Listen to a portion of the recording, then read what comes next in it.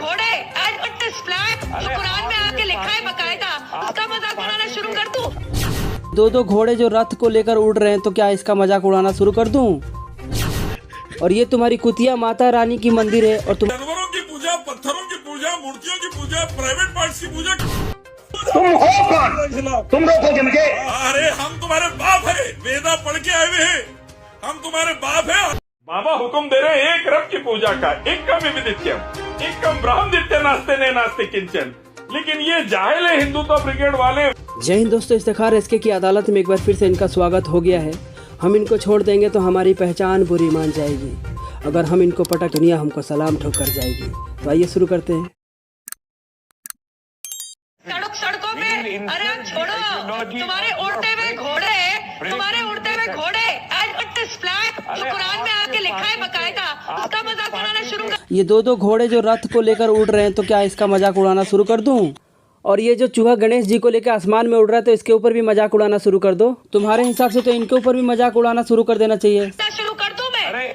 हाँ, तुम्हारा मुंह है, भोंकना शुरू कर दो। तुम्हारा मुंह है, हगना शुरू कर दो। तुम जैसे लोग सिर्फ मुंह से हक सकते हैं, भोंक सकते हैं। सच्चा धर्म है कि इसकी सच्चाई देखकर लोग इस्लाम की तरफ तेजी रफ्तार से खींचे चले आ रहे हैं। और मात्र 1400 साल में दुनिया में 57 कंट्री है जहाँ पे इस्लाम का झंडा लहरा रहा है। और तुम जैसे न जाने कितने आए और इस्लाम को बदनाम करना चाहे, खुद बदनाम हो गए और दुनिया से मिट गए। इस्लाम वैसे ही आगे बढ़ते चला गया। तुम जो हमारे नबी पाक के ऊपर ऐसे गलत बात बोल रही हो जो कि कहीं से साबित नहीं है, मजाक उड़ा रही हो, तो जरा ब्रह्मा जी के ऊपर भी मजाक उड़ा लिया करो। ब्रह्मा ने अपनी पुत्री सरस्वती का अपहरण किया, बलात्कार किया, उससे बेटी पैदा करी, उसका दहन क्यों नहीं?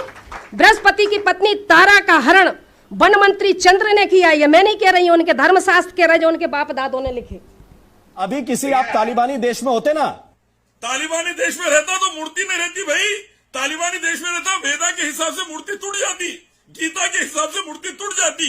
श्री राम श्री कृष्ण रहते, मूर्ति लिंगम तोड़ देते। श्री राम श्री कृष्ण रहते, जानवर पत्थर मूर्ति की पूजा नहीं होने देते। हिंदू राष्ट्र राम राज्य लाते, एक अल्लाह की इबादत वाला, एक अल्लाह की इबादत वाला राम राज्य लाते। श्री राम श्री कृष्ण रहते तो मोहम्मद सल्लल्लाहु अलैहि वसल्लम वाला तरीका लाते। ये जानवरों की पूजा, पत्थरों की पूजा, मूर्तियों की पूजा, प्राइवेट पार्ट्स की पूजा क्यों कर रहे? प्राइवेट पार्ट्स की पूजा क्यों? लिंगम और योनि की पूजा कर रहे तुम, शर्मगाह की पूजा क्यों? जहन्नुम में लग जा रहे करोड़ों हिंदुओं को। श्री राम श्री कृष्णा के रास्ते पे आओ, रावण और कंस का रास्ता छोड़ दो, शकुनी का रास्ता छोड़ दो, नर्क में मत जाओ। वेदा गीता के रास्ते पर आओ, उपनिषद के रास्ते पर आओ, कुरान हदीस के रास्ते पर आओ। सबका मालिक रब अल्लाह एक है। श्री राम जिंदा होते एक मूर्ति नहीं रहती। श्री राम जिंदा होते, श्री कृष्ण जिंदा होते, एक मूर्ति नहीं रहती भारत में, एक लिंगम नहीं रहता, एक योनि नहीं रहती, एक जानवर पत्थर पूजा नहीं रहती, क्योंकि वो दोनों एक अल्लाह की पूजा करते थे।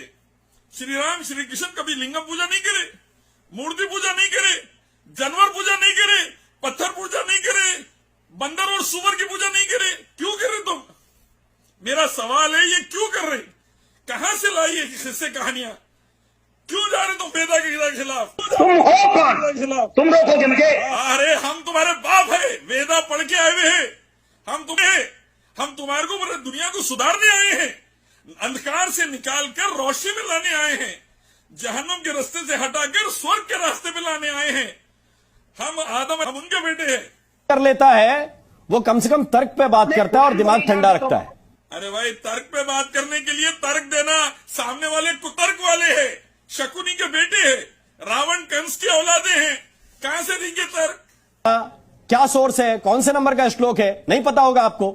Chapter number 40 verse number 9 Yajurved, chapter number 32 verse number 9 Yajurved, Chandogya Upanishad book number 6 section number 2 verse number 1, Shvetar Upanishad chapter 6 verse 9, Rigved में हिंदुइज्म का ब्रह्म सूत्र। देखो, ये ठाकुरा पढ़े नहीं भाई, ये झूठे मक्कार महाराजा हैं जो अपने आगे कौम को झुका के नर्क में लिख जा रहे हैं। आश्रम मंदिरों के करोड़ों रुपए खा के बच्चियों का रेप करके चिन्मयानंद की औलादें भारत को बर्बाद कर रही है। ये चिन्मयानंद के, आसाराम के, गुरमीत राम के बेटे हैं। ये देश में आग लगा दे रहे। आश्रमों की करोड़ों की जमीन खा जाओ, औरतों से पैसे खा जाओ, उनकी इज्जत लूट लो, दीवाने बातें करके कौम को जहन्नुम में लेके जाओ। ये वो कर रहे हैं भाई। ये इनका धर्म से कोई लेना देना नहीं, इनका वेदा गीता से कोई लेना देना नहीं, इनका श्री राम श्री कृष्ण से कोई लेना देना नहीं। ये रावण के कंस की औलादे हैं, जो चिन्मयानंद के बेटे, आसाराम के बेटे, मोदी जी के जो गुरु थे। मौलाना इलियास शाफुद्दीन साहब इस वक्त हमारे साथ जुड़ गए हैं, इस्लामिक स्कॉलर हैं। मौलाना साहब बहुत मुस्कुरा रहे हैं आप, पता चल गया कि बाबा मिल गए? मसला ये है, बाबा ने झूठों का पर्दाफाश कर दिया वेदा से, जिसमें है न तस्य प्रतिमा अस्ति कि लिंगम योनि जानवर पत्थर मूर्ति पूजा से नर्क में जाओगे। बाबा ये कह रहे हैं, और ये जाहिल है कि हिंदुत्व ब्रिगेड वाले देश को गारत करके नर्क में जाने के लिए तैयार है। वेदा के खिलाफ, गीता के खिलाफ, उपनिषद के खिलाफ करके, कुरान हदीस के खिलाफ करके बाबा हुक्म दे रहे हैं एक रब की पूजा का, एकम विदित्यम, एकम ब्रह्मदित्य नास्ते ने नास्ते किंचन। लेकिन ये जाहिल है हिंदुत्व ब्रिगेड वाले वेदा के खिलाफ। अच्छा लगा होगा, अगर लाइक नहीं किए हैं तो लाइक कर दीजिए, चैनल पे नए हैं तो सब्सक्राइब करके घंटा सब दबा दीजिए, और मिलते हैं एक न्यू वीडियो के साथ। जय हिंद।